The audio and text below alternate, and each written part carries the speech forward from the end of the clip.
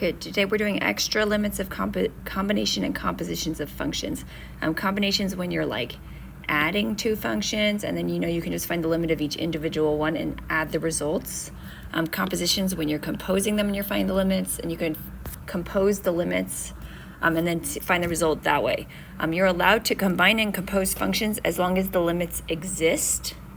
If the limits do not exist, then that makes it a little trickier. So these are all combinations and compositions where finding the result is a little bit trickier or less straightforward than usual. Let's look at example 1. It's the limit as x approaches 1 of f of g of x. So I'm going to apply the limit as x approaches 1 to the g of x. Which graph is g of x? This is the graph of g of x. Okay, so limit as x approaches 1 is, what is that, 0? Okay, because this is a composition of limits, now I don't say f of 0, I say the limit as x approaches 0 of f of x. Okay, and then the limit as x approaches 0, let me look at the f of x graph. The limit as x approaches 0, it looks like that's going to be 2. Okay, so this one turned out great. Everything existed, and I did the composition. Okay, let's try the next one. This one is the limit as x approaches 2 of f of x plus g of x. Okay, let me see what the limit as x approaches 2 of f of x is. The limit as x approaches 2 of f of x is problematic because it does not exist. If it doesn't exist, I can't do doesn't exist plus something else. And it doesn't mean it doesn't necessarily have an answer. It means we need to check more carefully. And the way we check more carefully most of the time is we check from the left and the right. So let me find the limit as x approaches 2 from the left of f of x plus g of x. And then also from the right. And you feel like it's going to fail no matter what. And it might still fail, but we have to at least give it a chance to see if it. Okay, the limit as x approaches 2 from the left of f of x. F of x is up here. At x equals 2, if I'm coming from the left, it looks like I am approaching 0.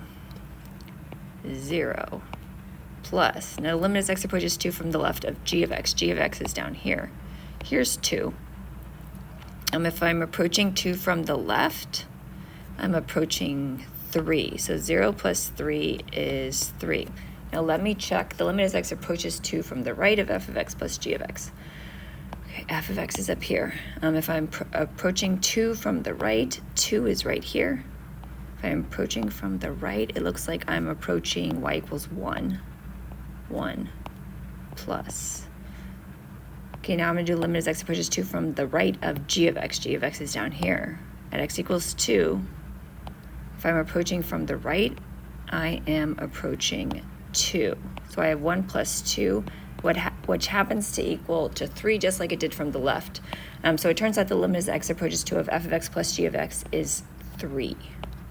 Okay, so even though the individual pieces did not exist, it's possible that when you add the functions, then it will end up working again. Okay, let's look at example 3. The limit as x approaches 2 of f of x times g, parentheses x minus 1. Okay, there's a lot of things going on. Okay, limit as x approaches 2 of f of x. That's a problem because it does not exist. So we already have a problem. Now the limit as x approaches 2 of g of parentheses x minus 1 is confusing. But let me think. If x is approaching 2, and this is saying to the x minus 1, 2 minus 1, this is actually like it's x is approaching 1, even though that looks weird. Okay, now does that help us? Not totally. We still have to check from the left and the right because limit as x approaches 2 of f of x did not exist. Okay, so let me check from the left and the right and then see if they match up. Times g of x minus 1, limit x approaches 2 from the right of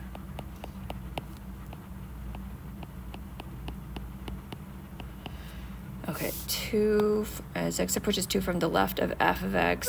Here's 2. From the left, it's going to 0 times.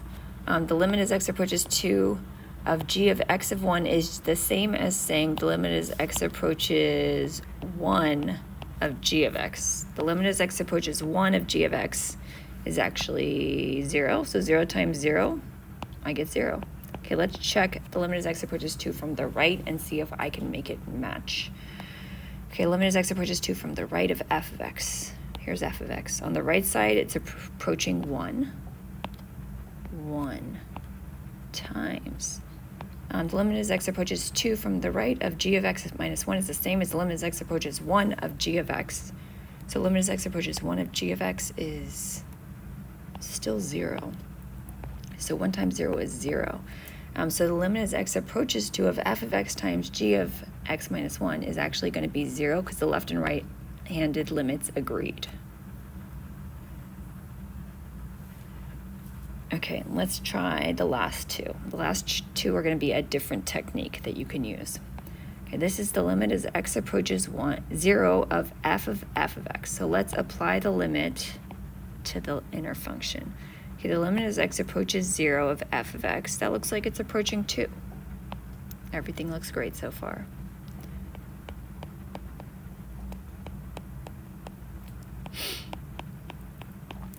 Okay, now I'm going to do the limit as x approaches 2 of f of x. Okay, as x approaches 2 is different on the left and right. Now, I want to see if I can narrow down which one of those answers is correct, because sometimes you can and sometimes you cannot. Okay, I'm going to go back to the limit as x approaches 0 of f of x. That was over here. The y value is definitely approaching 2. I see that the y value is approaching 2. The y value is approaching 2 from below 2, and it's leaving from below 2. So both of the times the y is approaching 2 from below 2. So it's actually approaching 2 from the negative, because it's coming from below 2. And on the right, it's also coming from below 2. The y value is. So if I think of this as the limit as x approaches 2 from the left of f of x, now when I go to the limit as x approaches 2, I can know that they're asking me to figure out this value, which is 0. Okay, now was that one hard? Yes. We're going to try one more that is similar to that. Okay, let's look at example 5. The limit as x approaches negative 2 of f of g of x. Okay, let's just start it off like everything's fine. The limit as x approaches negative 2 of g of x. So this is g of x. The limit as x approaches negative 2. Well, it looks like the y value is approaching negative 1. Okay, so this is the same as the limit as x approaches negative 1 of f of x. Okay, now let's go back to f of x and see what the limit as x approaches negative 1 is. Oh no, it doesn't exist because it's different from the left and the right. So it's very possible it does not exist, but if possible, we want to figure out if it's approaching the negative 1 from the negative or positive side so that we can decide which one it's actually going to be. Okay, so let me go back. The limit as x approaches negative 2 of g of x. That's over here. Okay, the y value is approaching negative 1 for sure. I see it's approaching it this way, and it's approaching it this way. The y values are approaching negative 1 from above the negative 1 on that side, and the y value is approaching negative 1 from above the negative 1. So this is actually approaching negative 1 from the positive side.